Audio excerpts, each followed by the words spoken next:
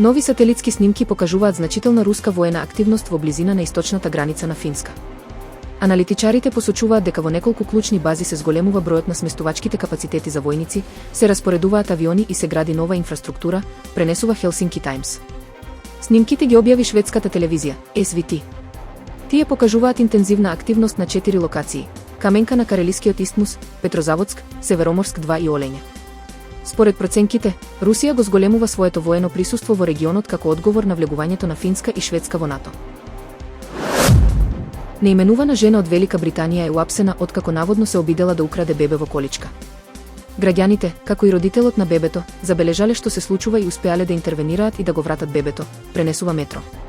Снимката од инцидентот веднаш беше споделена на интернет и на неа се гледа бебе во количка со чадор за сонце покрај тезга на улица во Блекпул. По некое време, се приближува еден минувач и почнува да се оддалечува, туркајки количка.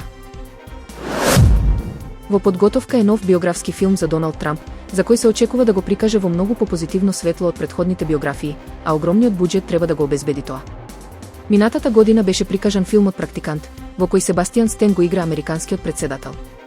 Заплетот се одвива во 70-тите и 80-тите, додека Трамп гради кариера како трговец со недвижности, долго пред да влезе во политиката и да се издигне меѓу најмоќните луѓе во светот. Самиот Трамп го нападна проектот, опишувајќи го филмот како клеветнички, политички одвратен напад кој се обиде да ја уништи неговата кампања за реизбор минатата есен. Сепак, можеби многу повеќе ќе му се допадне новиот филм, за кој се верува дека има многу полесен пристап. Песната на Томи Кеш Еспресо Макијато, со која ќе ја представува својата земја на Евровизија, брзо стана вистинска сензација на интернет, пошто многу луѓе уште од самиот почеток направија видеа и скечеви кои ги преплавија социјалните мрежи. Заразната мелодија, типична за евровизиските песни, како и нејзиниот текст, ги вознемирија италијанците кои беа многу гласни во коментарите за самата песна. Имено, италијанците не беа задоволни од овој избор на песна од очигледни причини, бидејќи тие го сметаат еспресото за свое национално богатство.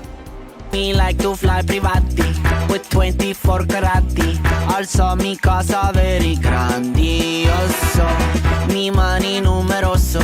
I work around the clock. That's why I'm sweating like a mafioso. Life is like spaghetti. It's hard until you make it. No stresso, no stresso. It's gonna be espresso.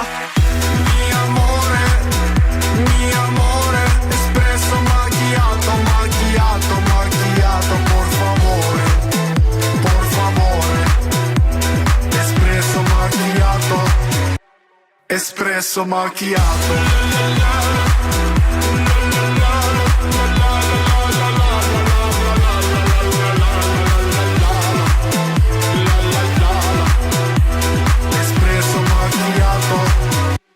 Espresso macchiato.